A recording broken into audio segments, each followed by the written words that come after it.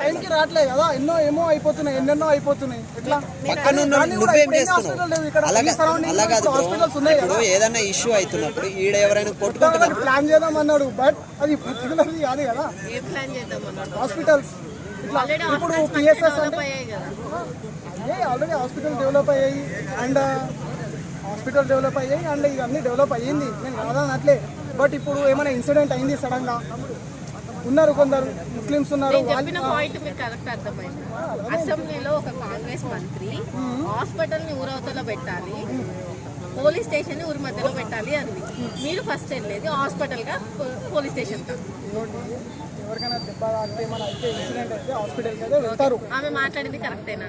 ఎవరు మాట్లాడింది? ఒక మంత్రి, కాంగ్రెస్ పార్టీ మంత్రి. అంటే కాంగ్రెస్ పార్టీ మంత్రి మాట్లాడింది రాంగ్, మా టీఆర్ఎస్ మాట్లాడింది కరెక్ట్. నేను పక్క అంటాను చెప్పి నీకు ఎప్పుడు చెప్పాను, నేను టీఆర్ఎస్ పక్క ఫ్యాన్ అని. అంటే నువ్వు ఫ్యాన్ బేస్ లో చెప్పకుండా చెప్పట్లేదు, ఒక బేస్ లో చెప్తున్నా. హ్యూమన్ బీయింగ్ గా నువ్వు ఎలా అనుకుంటున్నావు, నీ ఒపీనియన్ ఏంటి?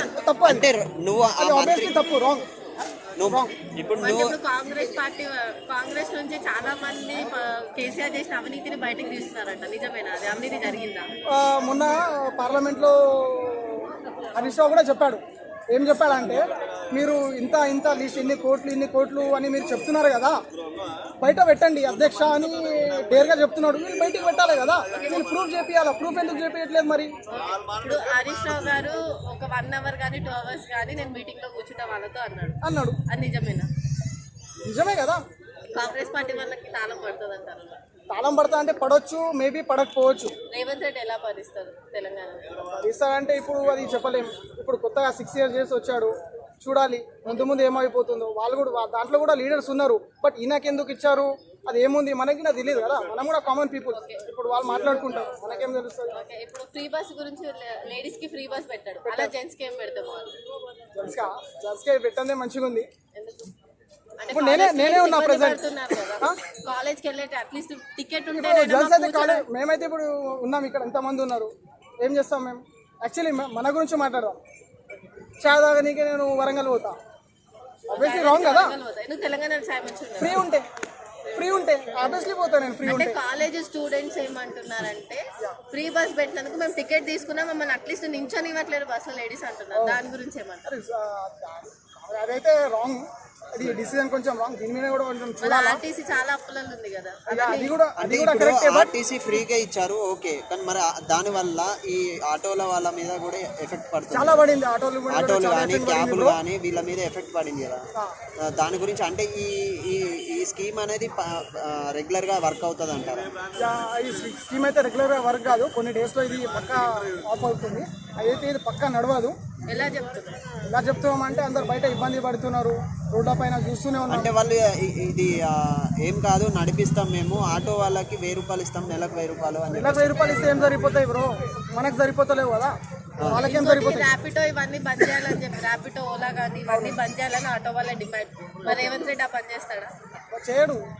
చేయలేడు కూడా. ఎందుకు చేస్తాడు? ఇప్పుడు ఎంతో మంది బతుకుతున్నాం. ఆబ్వియస్లీ నేనే ఒక లాస్ట్ ఒక 2 years బ్యాక్ నేనే ర్యాపిడో, ఓలా కొట్టినా.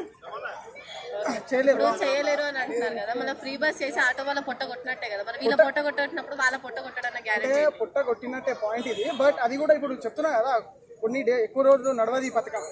ఆ స్కీమ్ పెట్టడం కరెక్టే అంటారా? ఆ స్కీమ్ పెట్టడం కరెక్టే అంటారా? ఆ స్కీమ్ పెట్టడం అంటే ఇప్పుడు కొత్త గవర్నమెంట్ కదా, కొంచెం అంటే చాలా స్కీమ్స్ తెలియదు, ఇంకా చాలా ఆఫర్లు ఇచ్చాడు కదా, తెలియదు కదా. కొంచెం వచ్చినాక ఆఫ్టర్ దట్ తెలుస్తుంది. అప్పుడు అంటే 6 ఆఫర్లు ఇచ్చాడు కదా, ఇదే ఫస్ట్ పెట్టడానికి కారణం ఏంటి? 6 ఆఫర్లు ఇచ్చాడు కదా, 6 ఆఫర్లు 6 గ్యారెంటీలలో ఇది ఫస్ట్ పెట్టడానికి కారణం ఏంటి? కారణం ఏంటంటే, ఇప్పుడు 6 ఇచ్చాడు, ఇప్పుడు ఫ్రీ అయిపోతుంది కదా, ఇన్వెస్ట్మెంట్ చేసుడు లేదు కదా. ఇప్పుడు 6 ఇచ్చాడు అన్ని అంటే. ఎలక్షన్స్ రేవంత్ రెడ్డి ఒక మాట అన్నాడు, రాజకీయం అంటే గుంపా మేస్త్రి అన్నాడు. ఇప్పుడు ఆయన కూడా గుంపా మేస్త్రి ఇలా పాలిస్తాడా తెలంగాణ? మేబీ పాలించు. అంటే ఆయన నేను ఇంట్లో నుంచి 1 రూపాయి పెట్టను అన్నాడు. మరి ఆయన ఇంట్లో నుంచి పెట్టడా, లేకపోతే ఉన్నది ఇంట్లోకి తీసుకెళ్తాడు? ఇంటికి తీసుకెళ్తాడు ఉన్నది. మరి తెలంగాణ పరిస్థితి ఏంటి అలా చేస్తే? పరిస్థితి ఏంటంటే, ఇక మన ప్రజలకు తెలవాలి ఓటేసినప్పుడు. మీరు ఎవరికి వేశారు? పక్కా కేసీఆర్ అని ఫస్ట్ చెప్పా. అంటే ఇంతకు ముందుకు అన్నారు కదా ఇంటికి తీసుకెళ్తాడు అని చెప్పేసి, మరి కేసీఆర్ కూడా ఇంతకు ముందు తీసుకెళ్లి ఉంటాడా? తీసుకెళ్ళి ఉంటారా అంటే తీసుకెళ్ళి ఉంటే ఇంటి డెవలప్మెంట్స్ కాకపోవచ్చు కదా. అంటే ఇప్పుడు కాళేశ్వరానికి అన్ని కోట్లు పెట్టాడు కదా, దాని వల్ల అంత రెవెన్యూ వస్తుంది అంటారా? వస్తుంది బరాబర్. కరెంట్కే అంతగానం పోతుంది కదా.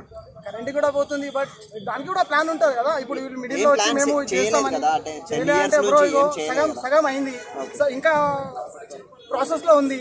కానప్పుడు మనం మొత్తం ఇంప్లిమెంట్ కాకముందే మనము కాలేదు కదా అంటే దట్ ఈస్ నాట్. అంటే ఇంజనీర్లు చెప్తున్నారు కదా మనకు అప్పు నుంచి డౌన్ కి రావాలి, కానీ డౌన్ నుంచి మళ్ళీ అప్కి పంపించడం ఏంటి అని చెప్పేసి చెప్తున్నారు కదా.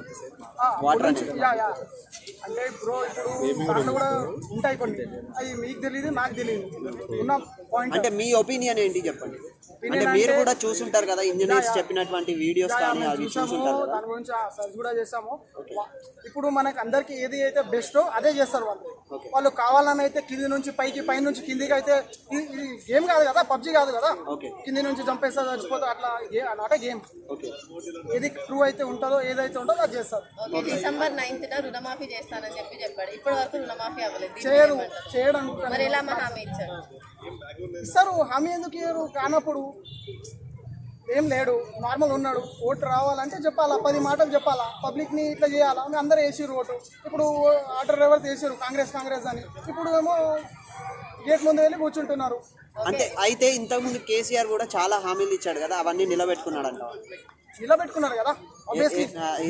నిరుద్యోగులకి ఇస్తా అని చెప్పాడు కదా, ఉద్యోగాలు ఇస్తా అని చెప్పాడు. ఎంతమందికి ఇచ్చారన్న? చాలా మందికి ఇచ్చారు.